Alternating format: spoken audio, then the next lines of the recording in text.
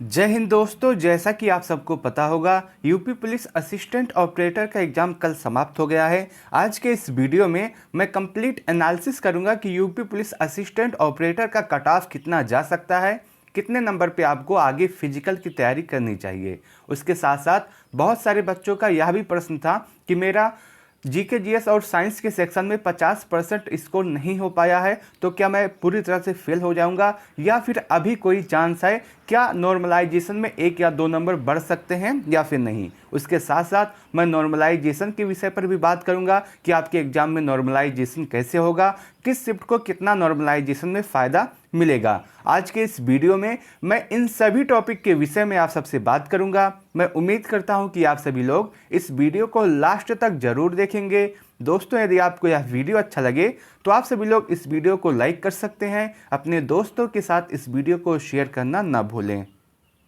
दोस्तों, UP police assistant operator जो कि पुलिस विभाग में सबसे अच्छी नौकरी मानी जाती है, इस बार इसकी वैकेंसी आई थी और टोटल 1374 पदों पे आपकी ये पूरी वैकेंसी आई थी। और इस 1374 पदों के लिए जो टोटल बच्चों ने आवेदन किया था, उनकी संख्या 3,89,711 है। यानी कि अगर हम इस हिसाब से देखें तो पर सीट कंपटीशन, यानी कि एक सीट पे 283 बच्चे फाइट कर रहे हैं।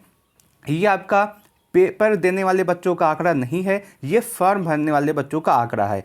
अगर पेपर की बात करें तो पेपर में आप यह मान के चल सकते हैं कि लगभग 65 से 70% बच्चे ऐसे हैं जो एग्ज़ाम दिए हैं और बाकी बच्चे ऐसे हैं जो एग्ज़ाम स्किप कर दिए हैं। अगर आप एग्ज़ाम देने गए होंगे तो आपको पता होगा कि कितने बच्चों ने एग्ज़ाम दिया है, कितने बच्चों ने एग्ज़ाम स्किप किया है। बहुत सारे बच्चों ने इस बार यूपी पुलिस असिस्टेंट ऑपरेटर के इस एग्ज़ाम में अपना एग्ज़ाम स्किप किया है और इसकी बहुत सारी वजह है। सबसे पहले अगर हम देखें, ये वैकेंसी बहुत पुरानी हो गई है, जिसकी वजह से बहुत सारे बच्चों का सिलेक्शन किसी दूसरे एग्जाम में हो गया होगा। उसके साथ साथ बहुत सारे बच्चे ऐसे होंगे जिनका सिलेक्शन किसी और स्थान पे हो गया होगा, इसलिए वो यूपी पुलिस असिस्टेंट ऑपरेटर के इस एग्जाम में एग्जाम देने नहीं आए हैं। लेकिन अगर हम देखें तो जो आपका टोटल बच्चों ने आवेदन किया था, उसकी संख्या 3,89,711 है और लगभग 65 से 70% बच्चों ने अपना एग्जाम दिया है, बाकी बच्चों ने अपना एग्जाम स्किप किया है।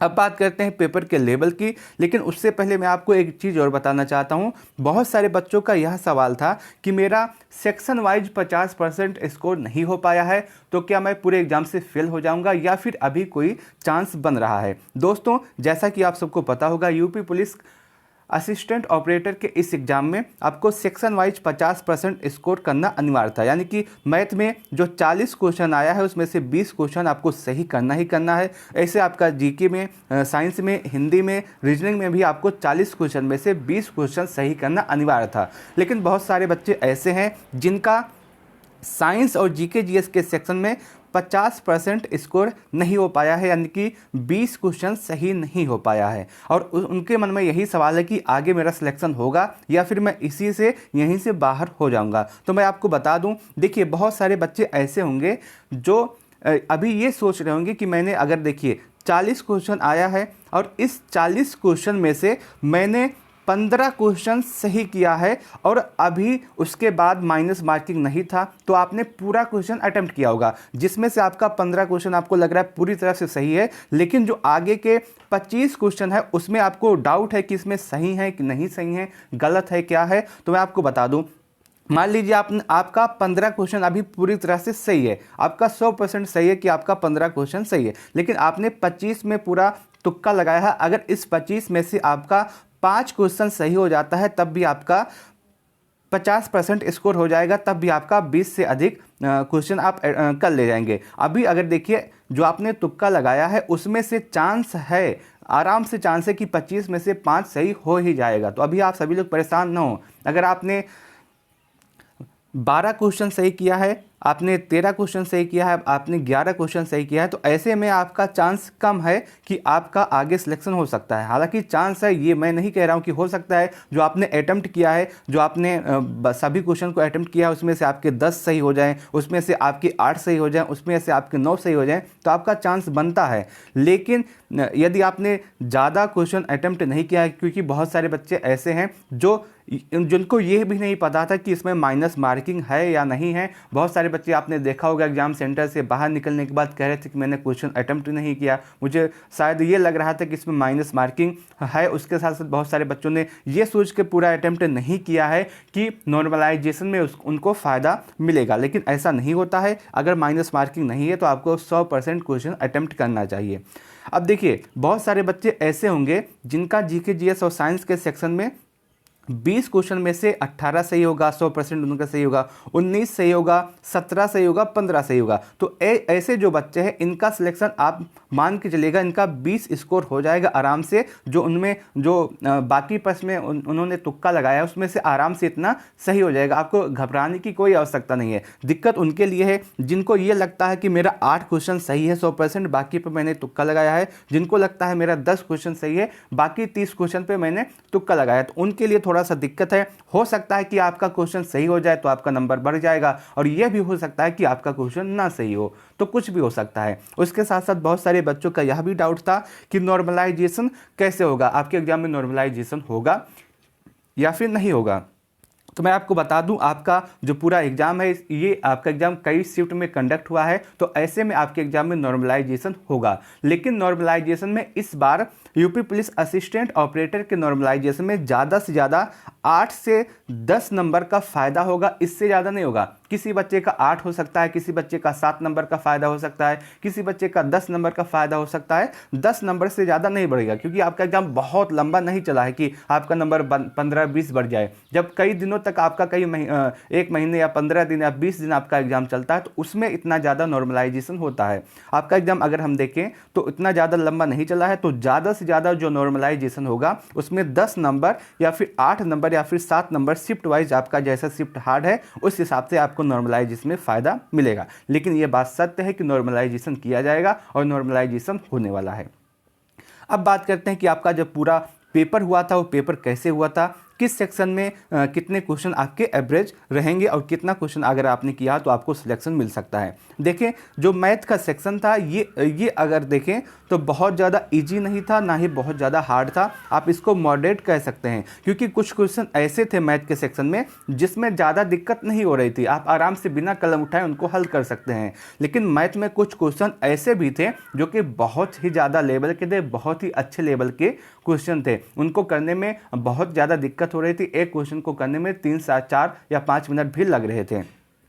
ऐसा ही रीजनिंग में था। रीजनिंग में भी कुछ क्वेश्चन बहुत ही अच्छे लेवल के थे, बहुत ही टॉप के लेवल के रीजनिंग पूछे गए थे कुछ क्वेश्चन, और कुछ क्वेश्चन बहुत ज़्यादा इजी भी थे।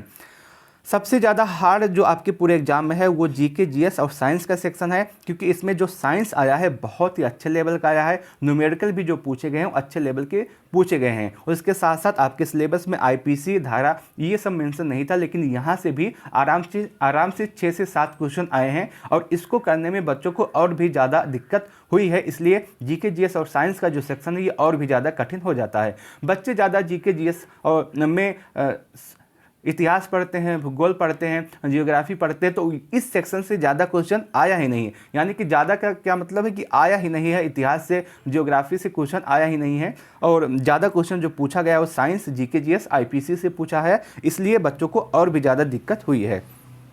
अब आता है हिंदी का सेक्शन। हिंदी के सेक्शन में जो साहित्य वाला पोर्शन था, अगर हम उसको निकाल दें तो आप देखेंगे कि आपका जो हिंदी है बहुत ज़्यादा ईजी लेवल का आया है। आप कह सकते हैं कि अगर साहित्य वाले सेक्शन को निकाल दे तो, लेकिन अगर साहित्य वाले सेक्शन को ऐड कर देते हैं तो आपका हिंदी का पेपर भी बहुत अच्छे लेवल का है।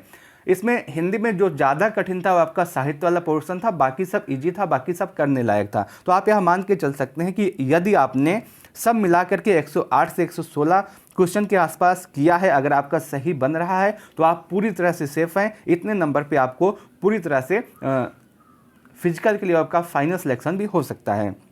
अब बात करते हैं कट ऑफ की, कि आपका कट ऑफ कितना जाने वाला है, कितने नंबर पे आपको आगे फिजिकल की तैयारी करनी चाहिए और आपका फाइनल सिलेक्शन हो सकता है। दोस्तों, आपको पता होगा एग्जाम से निकलने के बाद बहुत सारे बच्चे यह कह रहे थे कि आपका पेपर बहुत ज़्यादा इजी है, कट ऑफ 320, 330, 340 जाएगा। तो ऐसा भी नहीं है, आपका पेपर इतना भी ईजी नहीं था कि आपका जो स्कोर है, आपका जो कट ऑफ है वो 320, 330 चला जाए।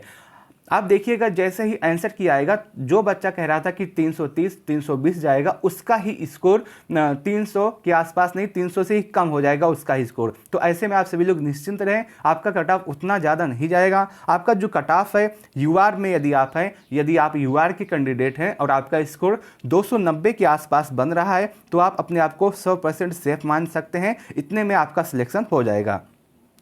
यदि आप ओबीसी के कैंडिडेट हैं और आपका जो स्कोर है वो 285 के आसपास हो रहा है, तो ऐसे में आपका बहुत ही अच्छा स्कोर है, इतने में आपका सिलेक्शन हो जाएगा, कोई भी दिक्कत नहीं है। और यदि आप ईडब्ल्यूएस के स्टूडेंट हैं, आपका भी स्कोर 285 के आसपास है, तो आप पूरी तरह से सेफ है, आपका सिलेक्शन हो सकता है। दोस्तों, मैंने ओबीसी और ईडब्ल्यूएस का कट ऑफ इसलिए सेम बताया है क्योंकि आप सबको पता होगा कि लगभग ओबीसी और ईडब्ल्यूएस का कट ऑफ है वो सेम ही जाने वाला है। ज़्यादा से ज़्यादा ये होगा कि ओबीसी का कट ऑफ 1 या 2 नंबर आगे हो सकता है, या फिर ईडब्ल्यूएस का कट ऑफ 1 या 2 नंबर आगे हो सकता है, इससे ज़्यादा अंतर नहीं होगा आपके पूरे कट ऑफ में। उसके बाद यदि हम बात करें एससी कैंडिडेट की, यदि आप एससी हैं और आपका स्कोर 280 के पास है, तो आप पूरी तरह से सेफ हैं, आपका सिलेक्शन इतने नंबर पे हो सकता है।